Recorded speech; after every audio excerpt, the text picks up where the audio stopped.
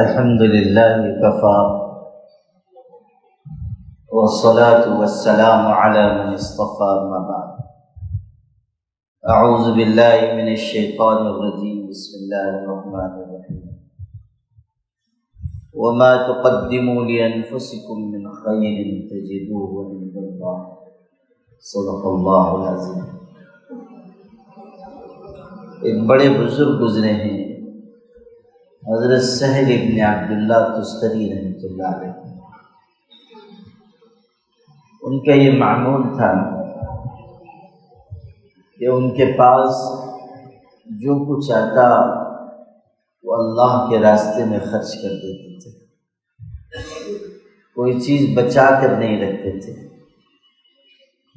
جو آتا تھا وہ اللہ کی راہ میں دے دیتے، خرچ کر دیتے۔ ایک مرتبہ کسی نے ان سے پوچھا کہ یہ عجیب بات ہے کہ جو کچھ آتا ہے وہ آپ راہ خدا میں دے دیتے ہیں، اپنی اولاد کے لیے، بچوں بچیوں کے لیے کچھ بچا کر نہیں رکھتے۔ حضرت سہل ابن عبداللہ نے فرمایا ذرا تم میرے ایک سوال کا جواب دو۔ اس نے سوال کیا تھا، حضرت نے خود اس سے سوال کیا، فرمایا تم میرے ایک سوال کا جواب دو، اگر کوئی شخص ایک مکان سے دوسرے مکان میں منتقل ہو رہا، ایک گھر چھوڑ کر دوسرے گھر جا رہا، تو تم بتاؤ کہ کیا وہ پہلے گھر میں کوئی سامان چھوڑے گا، کوئی چیز باقی رہنے دے گا؟ اس شخص نے کہا کہ نہیں، سب ساز و سامان لے جائے گا، ساری چیزیں اٹھا کر لے جائے گا، کچھ بھی نہیں چھوڑے گا۔ ارشاد فرمایا کہ میں بھی دنیا کے مکان سے آخرت کے مکان کی طرف سفر کرنے والا ہوں، میں نہیں چاہتا کہ اس مکان میں کچھ چھوڑ کر جاؤں، چاہتا ہوں کہ جو ہے سب اپنی آخرت کے گھر کے لیے بھیج دوں۔ قرآن پاک میں ہے وَمَا تُقَدِّمُوا لِأَنفُسِكُم مِّن خَيْرٍ تَجِدُوهُ عِندَ اللَّهِ، جو کچھ تم اپنے لیے آگے بھلائی بھیج دو گے، نیکی کے کام آگے بھیج دو گے، جو کچھ تم اللہ کے راستے میں خرچ کر دو گے، تجدوہ عند اللہ، اللہ کے ہاں اس کو موجود پاؤ گے، اللہ کے ہاں تمہارے لیے وہ نیکی، اللہ کے دربار میں وہ نیکی تمہارے لیے محفوظ ہوگی۔ مرتبہ حضرت نبی کریم صلی اللہ علیہ وسلم نے بکری ذبح فرمائی، حضرت عائشہ رضی اللہ عنہا سے کہا اس کو تقسیم کرو، لوگوں میں گوشت بانٹو۔ آپ یہ کہہ کر تشریف لے گئے۔ کچھ وقت کے بعد آپ آئے، آپ نے حضرت عائشہ سے پوچھا وہ بکری تم نے تقسیم کر دی؟ تو انہوں نے کہا اللہ کے رسول پوری بکری میں نے تقسیم کر دی ہے، صرف اس کا ایک شانہ باقی ہے، اس کا ایک شانہ باقی ہے۔ اس جملے پر اگر آپ توجہ دیں گے تو اگلا جملہ سمجھ پائیں گے۔ حضرت عائشہ نے کہا کہ پوری بکری میں نے بانٹ دی، صرف اس کا ایک شانہ باقی ہے۔ تو آگے سے حضور نے فرمایا کہ عائشہ وہ ساری بکری باقی ہے سوائے اس ایک شانے کے۔ یہ کہا، بات سمجھ میں آ گئی کہ نہیں سمجھ میں آئی؟ ارشاد فرمایا کہ جو تم نے تقسیم کر دیا ہے، اللہ کے راستے میں تم نے دے دیا، وہ چیز تو محفوظ ہو گئی، اللہ کے ہاں اس کا اجر محفوظ ہے۔ البتہ یہ جو تم نے بچا کر رکھا ہے یہ ہم کھا لیں گے، ختم ہو جائے گا، یہ ختم ہونے والی چیز ہے، البتہ جو ہم نے راہ خدا میں دیا ہے وہ محفوظ رہ جائے، اس کا اجر اللہ کے ہاں لکھا گیا، جو ہم نے دے دیا اس کا اجر محفوظ ہو گیا، جو ہم خود استعمال کریں گے وہ ختم ہو جائے گا۔ ایک روایت میں کہ حضور صلی اللہ علیہ وسلم نے ایک موقع پر سورہ الہاکم التکاثر پڑھی، الہاکم التکاثر، مال و اولاد کی کثرت نے لوگوں کو دھوکے میں ڈال دیا، حتی زرتم المقابر، یہاں تک کہ قبرستان میں جاتے ہیں تو وہاں بھی دنیا کا تذکرہ ہے، وہاں بھی فخر کی باتیں ہیں، وہاں بھی ایک دوسرے پر بڑائی جتاتے ہیں۔ حد ہو گئی کہ لوگ اپنے عزیزوں کی قبروں کا بھی مقابلہ کرنے لگتے ہیں۔ شیخ سعدی نے لکھا ہے کہ ایک امیر آدمی کا انتقال ہوا تھا، اس کی قبر بڑی عالیشان بنی، سنگ مرمر لگایا گیا۔ کچھ دن کے بعد اسی محلے کا ایک غریب آدمی فوت ہوا، اس کی بھی قبر بنی، لیکن قبر بالکل سادہ تھی، غریب آدمی تھا۔ ایسا ہوا کہ ایک دن دونوں کے بیٹے فاتحہ پڑھنے کے لیے گئے، یہ اپنے باپ کی قبر پہ فاتحہ پڑھ رہا ہے، وہ اپنے باپ کی قبر پر، وہ امیر آدمی کی قبر عالیشان سنگ مرمر لگا ہوا ہے، پتھر لگے ہوئے ہیں، اور اس کی قبر کچی مٹی کی۔ تو اس امیر زادے نے بڑے باپ کے امیر بیٹے نے کہا اس غریب کے بیٹے سے کہ میرے باپ کی قبر دیکھو کتنی عالیشان ہے، تمہارے باپ کی قبر دیکھو کچی مٹی کی ہے، فخر کا اظہار کیا۔ تو اس لڑکے نے کتنا خوبصورت جواب دیا، کہنے لگا میرا باپ جب تک جنت میں پہنچ جائے گا تو تمہارا باپ یہ سب پتھر ہی ہٹانے میں لگا رہے ہیں، یعنی جو اتنا سنگ مرمر لگا ہوا تو میرا باپ اس وقت تک جنت میں پہنچ جائے گا۔ لا الہ الا اللہ۔ الہاکم التکاثر، تم کو مال و اولاد کی کثرت نے دھوکے میں ڈال دیا، حتی زرتم المقابر، یہاں تک کہ تم قبرستانوں میں بھی ہوتے ہو تو مال و اولاد کی کثرت کی بات کرتے ہو، غفلت میں پڑے ہوئے۔ حضور صلی اللہ علیہ وسلم نے یہ آیتیں تلاوت کی، اس کے بعد ارشاد فرمایا ابن آدم کہتا ہے میرا مال میرا مال، ابن آدم کہتا ہے میرا مال میرا مال، میرا پیسہ میرا پیسہ۔ تیرا کیا مال؟ حضور فرمایا تیرا کیا مال جو تو نے کھایا، کھا کر ختم کر دیا، جو تو نے پہنا، پہن کر بوسیدہ کر دیا، پرانا کر دیا، ہاں جو تو نے خدا کی راہ میں دیا اس کو محفوظ کر دیا۔ یہ آدمی جو کچھ چیزیں استعمال کر رہا ہے، اپنی ذات پر خرچ کر رہا ہے، وہ ختم ہو جائے گا، جو اللہ کی راہ میں دے گا وہ چیز محفوظ رہے گی اور اللہ کے ہاں اجر ملے گا۔ خرچ کرنے والے کے لیے اس کا خرچ کرنا باعث ثواب ہوگا۔ قرآن پاک میں آپ پڑھیے، ارشاد ہو رہا ہے مثل الذین ينفقون اموالهم فی سبیل اللہ، جو اللہ کے راستے میں اپنا مال خرچ کرتے ہیں، ان کی مثال ایسی ہے جیسے کوئی ایک دانہ زمین میں بوتا ہے، اس دانے سے پودا اگتا ہے، اس پودے میں 60 بالیاں لگتی ہیں، ہر بالی میں 100 دانے ہوتے ہیں، یعنی ایک دانے سے 700 دانے اگ رہے ہیں۔ جیسے ایک دانے سے 700 دانے اگے، اسی طرح 1 روپیہ خلوص سے اللہ کے راہ میں دو گے، اللہ تعالیٰ 700 گنا اجر عطا کرے گا۔ اور اسی پر بس نہیں، واللہ یضاعف لمن یشاء، اسی آیت میں کہ اللہ جتنا چاہے گا بڑھاتا چڑھاتا جائے گا، یعنی ایسا نہیں ہے کہ بس 700 گنا اجر ملے گا، اللہ تعالیٰ جس کو زیادہ دینا چاہے کون روکنے والا ہے۔ اور اضافہ اللہ تعالیٰ کر سکتا ہے اجر و ثواب میں۔ بعض لوگوں کو ایک کھجور خرچ کرنے پر احد پہاڑ کے برابر ثواب ہے، ایک کھجور خرچ کرنے پر، آپ سوچیے۔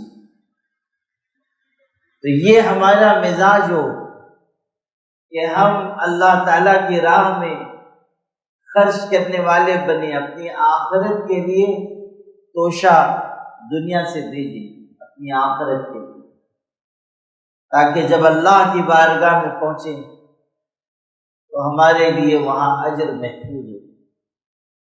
انسان کو خرچ کرنے کے لیے کوئی معمول بنانا چاہیے، یہ نہیں کہ کبھی جی میں آیا تو صدقہ کر دیا، کبھی کوئی ضرورت سامنے دکھائی دی تو اس پہ خرچ کر دیا، نہیں، کوئی معمول بنانا چاہیے۔ حضرت مولانا مفتی محمد شفیع صاحب رحمۃ اللہ علیہ بڑے عالم تھے، مفتی تھے، انہوں نے اپنے لیے خرچ کرنے کا معمول بنا رکھا تھا۔ ان کے صاحبزادے شیخ الاسلام حضرت مولانا مفتی محمد تقی عثمانی صاحب دامت برکاتہم نے نقل فرمایا کہ والد صاحب کا معمول یہ تھا کہ انہوں نے 2 تھیلیاں بنا رکھی، 2 تھیلی تھی۔ ایسا مال جو محنت سے حاصل ہوتا ہے اس کا 20واں حصہ وہ فوراً اس میں ڈال دیتے ایک تھیلی میں، اور ایسا مال جو بغیر محنت کے حاصل ہو، کسی نے تحفے میں دیا، ہدیے میں پیش کیا، اس کا 10واں حصہ ایک تھیلی میں ڈال دیتے تھے، اور اتنا اہتمام کرتے تھے کہ ابھی اگر کہیں سے کوئی رقم آئی، تنخواہ آئی، فوراً اس کا 20واں حصہ الگ کرتے، کوئی بغیر محنت کی رقم آئی اس کا 10واں حصہ الگ کرتے، فوراً ڈالتے تھے، یہ نہیں کہ بعد میں ڈال دوں گا، بعد میں رکھ دوں گا، نہیں، فوراً 2 تھیلیاں بنائے ہوئے تھے اور اس میں ڈالتے جاتے اور پھر مواقع خیر میں خرچ کرتے تھے۔ یہ ایک معمول بنا رکھا تھا اور زندگی بھر اس معمول پر عمل کیا۔ یہ چیز ہے کہ ہم خرچ کرنے کا معمول بنائیں۔ اگر کاروبار کر رہے ہیں، اپنے کاروبار میں سے کچھ حصہ خاص کرتے ہیں، اتنا فیصد حصہ میں اللہ کی راہ میں دوں گا، اتنا فیصد حصہ اس کاروبار کے نفع کا دینی کاموں کے لیے۔ آپ دیکھیں گے جو لوگ حج عمرہ کے لیے گئے ہوں گے انہوں نے دیکھا ہوگا سعودی عرب میں جا بجا البیک کی دکانیں ہیں جہاں چکن ملتا ہے اور لوگ بہت شوق سے کھاتے ہیں، بلکہ بعض لوگ تو یہ سمجھتے ہیں کہ جب تک اس دکان سے کھائیں گے نہیں ہمارا عمرہ معتبر نہیں ہو، اس لیے وہاں لمبی لمبی قطاریں لگی رہتی ہیں۔ بہت ان کی دکانیں ہیں اور ہر جگہ آپ دیکھیں گے بھیڑ ہے، اور اللہ نے ان کے کاروبار میں بہت برکت دی، اور اب تو صرف عرب میں اور گلف میں نہیں، دنیا کے مختلف ملکوں میں ان کی برانچیں کھلی ہوئی ہیں، دنیا میں ان کی شاخیں قائم ہو رہی ہیں، اور وہاں اس قدر ان کو وسعت ہے کہ خود ان کو اندازہ نہیں ہوگا کہ کس قدر دکانیں ان کی ہیں اور کس قدر مال فروخت ہو رہا ہے۔ ایک دکان، وہ تو گزر گئے جو مالک تھے اصل، اب ان کی اولاد اور اولاد کی اولاد ہے، لیکن ایک دکان اس آدمی نے کھولی تھی، بس اتنی گنجائش تھی ان کو، ایک دکان کھولی تھی۔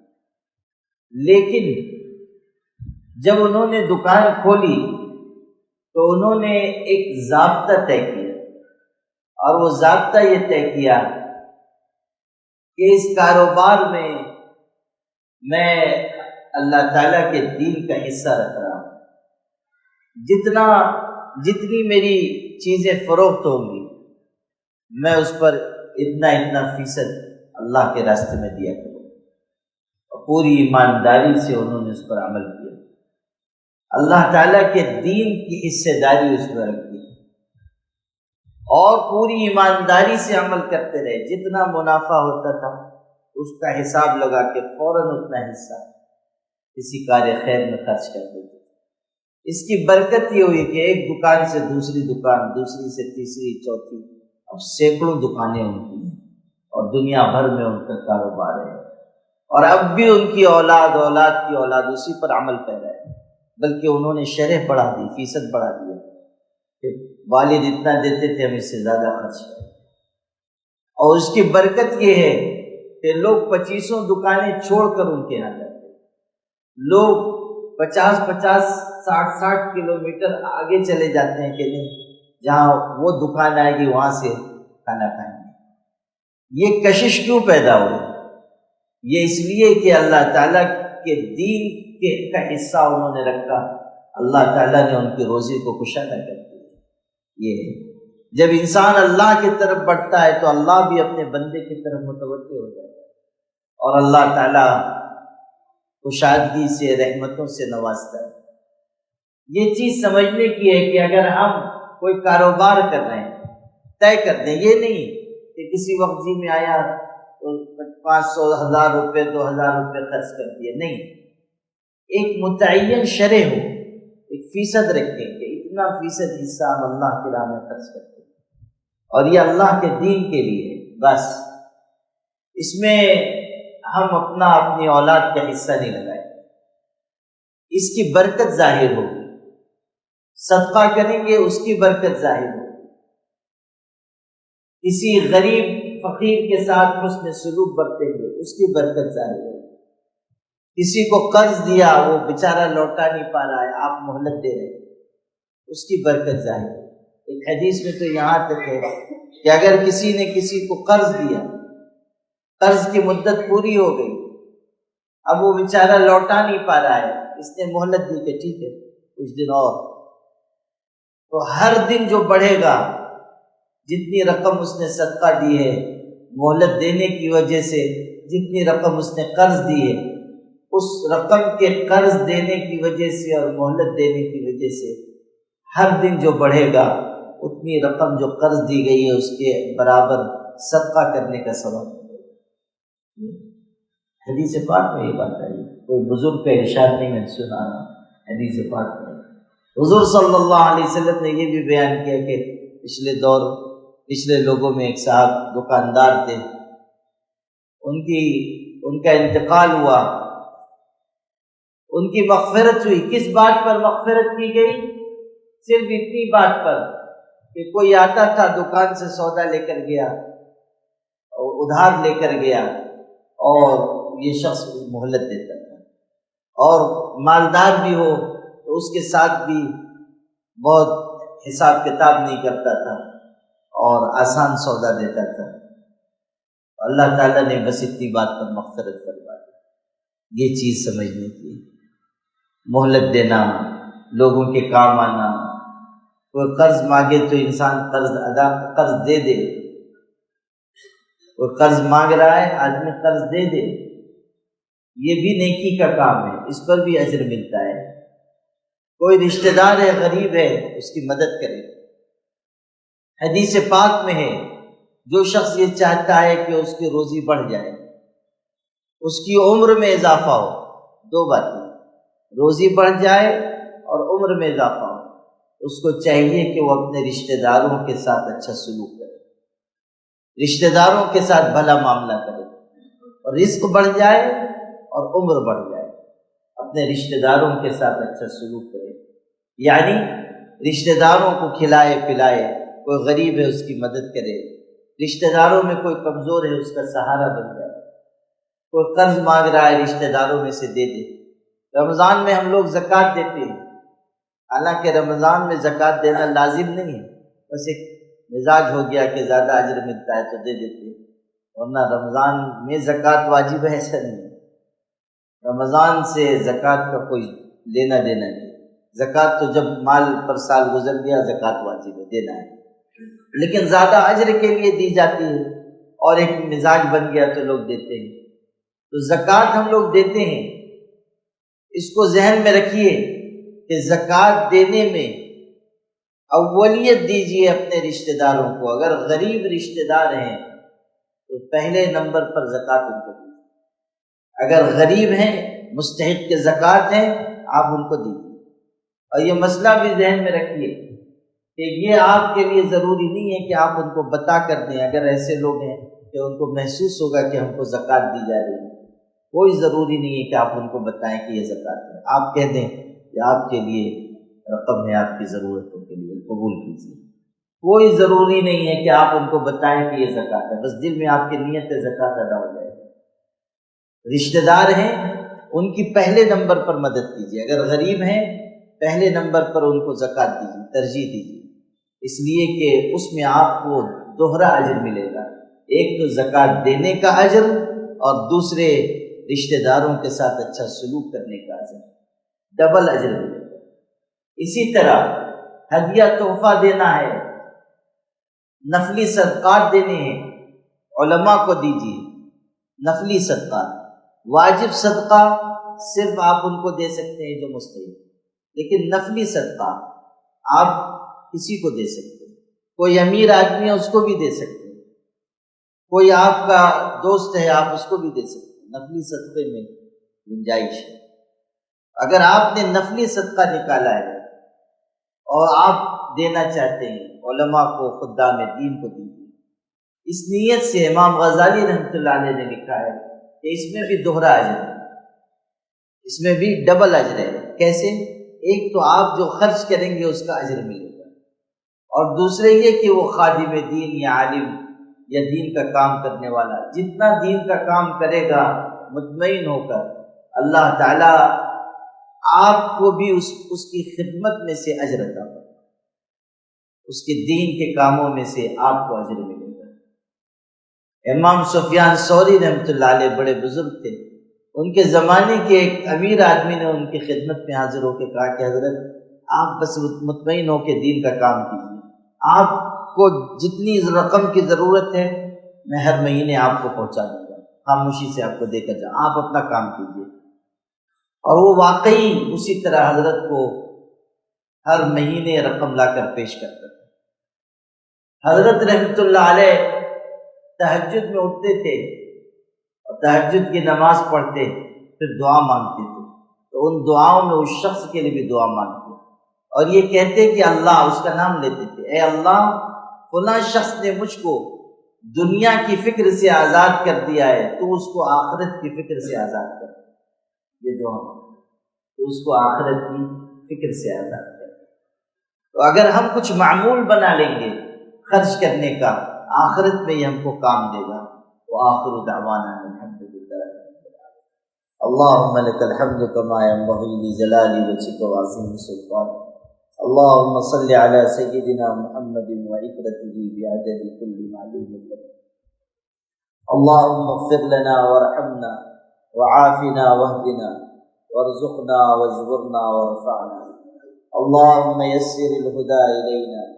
اللهم وفقنا لما تحب وترضى واجعل آخرتنا خيرا من الأولى. اے اللہ تو مالک الملک ہے، ہمارے گناہوں کو معاف فرما. اللہ ہماری خطاؤں سے درگزر فرما. اللہ ہمیں دیندار بنا، پرہیزگار بنا. اللہ ہمیں دین کی راہ میں خرچ کرنے والا بنا.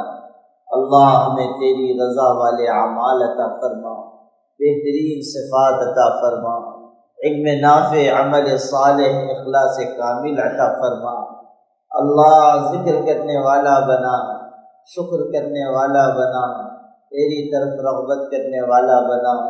برے دن بری رات سے حفاظت فرما، برے ساتھیوں سے حفاظت فرما. ہماری دنیا بھی بہتر بنا، ہماری آخرت بھی بہتر بنا. بیماروں کو صحت عطا فرما، پریشان حالوں کی مدد فرما. اللہ ہمیں ایمان کے تقاضے پورے کرنے والا بنا.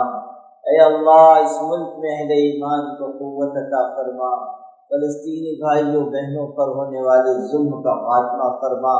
اللہ ان کی مدد فرما، انہیں فتح مبین عطا فرما، ان کو غلبہ عطا فرما. ان کے دشمنوں کو پست کر دے، دشمنوں کی جماعت میں پھوٹ ڈال دے، دشمنوں پر قہر و عذاب مسلط فرما دے، ان کی ہمتیں توڑ دے. اللہ تعالیٰ ان کے اسلحے کو بیکار فرما دے، ان کی سازش مکر اور تدبیر کو انہیں پر لوٹا دے. اے کریم اے رحیم ان پر ایسا عذاب مسلط فرما جو تو مجرموں سے کبھی ہٹاتا نہیں ہے. اے اللہ اپنے کرم سے ہمارے تمام مسلمان بھائیوں بہنوں کے دین و ایمان جان و مال عزت آبرو کی حفاظت فرما۔ اللہ ہماری اولاد کو روشن مستقبل عطا فرما، ہمیں نعمتوں سے سرفراز فرما، ایمانی زندگی عطا فرما، ایمان پر موت عطا فرما۔ ربنا تقبل منا انك انت السميع العليم وتب علينا انك انت التواب الرحيم۔ سبحان ربك رب العزة عما يصفون وسلام على المرسلين۔